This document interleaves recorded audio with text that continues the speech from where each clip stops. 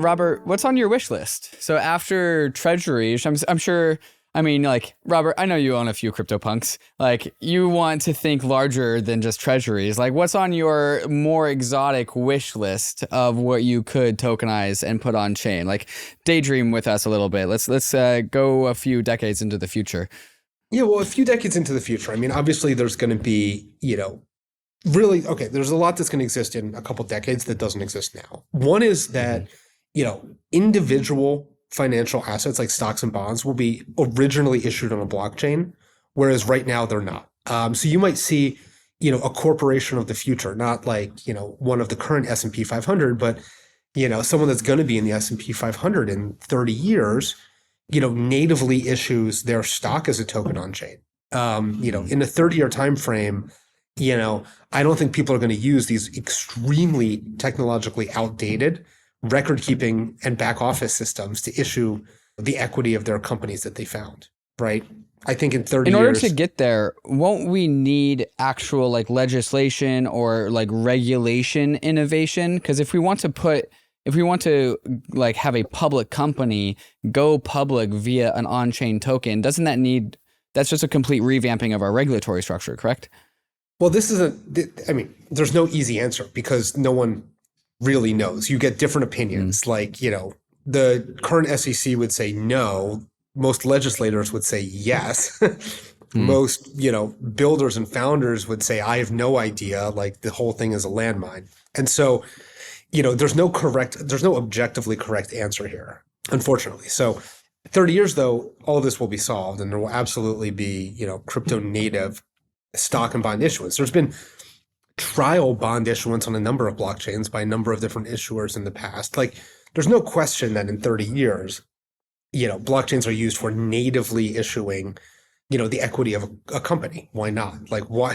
It's so like obvious that it's just a better record keeping system. And like, of course you're going to use it instead of what I will tell you is a horrible back office mess that things currently work on. Right. So obviously, like, individual stocks and bonds are going to be tokenized or issued for the first time on blockchains.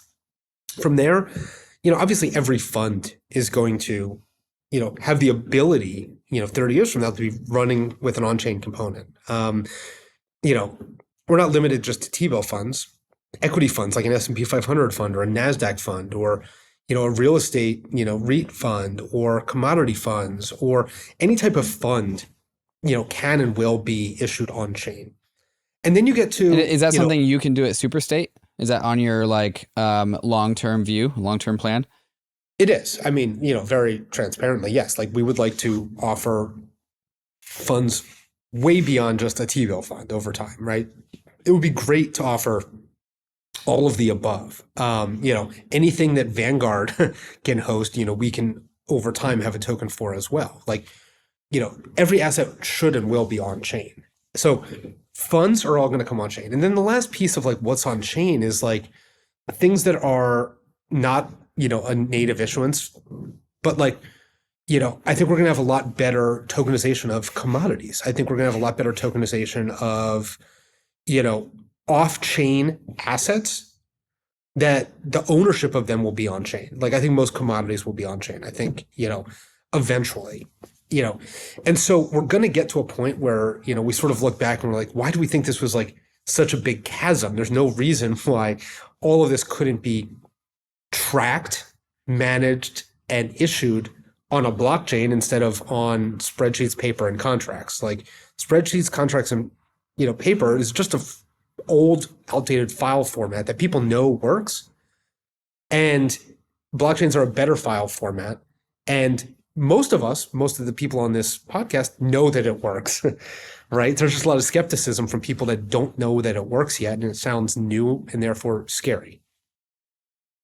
Robert, when we first met on Bankless, and this was, I think you came on in one of the original Bankless episodes, you were pioneering DeFi. I consider you sort of a, a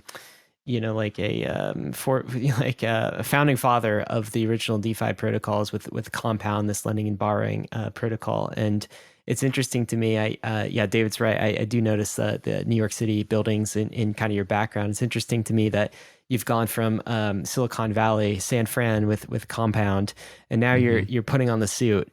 and you're in New York City now, and you are First he went west, and then he went back east.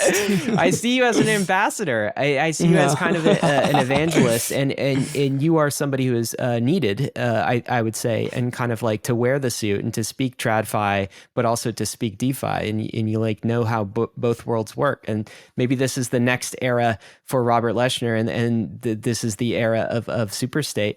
I'm wondering if you kind of zoom out. It feels like at some level the technology problems are easier than like the regulatory and like the I don't know the getting traditional finance to kind of understand. Although we are making progress there, it felt to me like the approval of the Bitcoin ETF was just like a watershed moment. I don't know if you feel like that, but a lot of pent up energy in the space. Now, BlackRock, Franklin Templeton, like all of these traditional finance folks are talking about this, and they're all, Larry Fink, talking about tokenization. Can you imagine? I mean, that was a recent interview. I'm wondering from your vantage point, how are we doing on the TradFi side of things? So you are now DeFi ambassador and kind of in enemy lands, New York City here, doing this like hybrid type of apparatus. How are we doing? Are we convincing enough folks in TradFi? How long is this going to take? Well, the honest answer is I think that we're at a good starting point. And I think, amongst everybody, whether it's, people working for very traditional institutions, whether it's legislators, whether it's regulators, I think people are like starting to come around to accept the fact that all of this stuff doesn't have to be scary. Like all of it has advantages over the traditional system, and that, it can be used in business. It can be used in finance. It can be used in the real world. And that's exciting. I mean, I'd say the skeptics still outnumber the believers, but over time, skeptics are being converted into believers, right? And it's kind of like a one-directional march. I think it can only improve over time. And like, you're right, like this is in some ways hostile territory, where a lot of people are default skeptical and default like tied to, what they don't understand. And I think we're on the right side of history. I think, that's one of the things that motivates me is knowing that like you can build really cool stuff with a blockchain that's just fundamentally better than the way it used to work.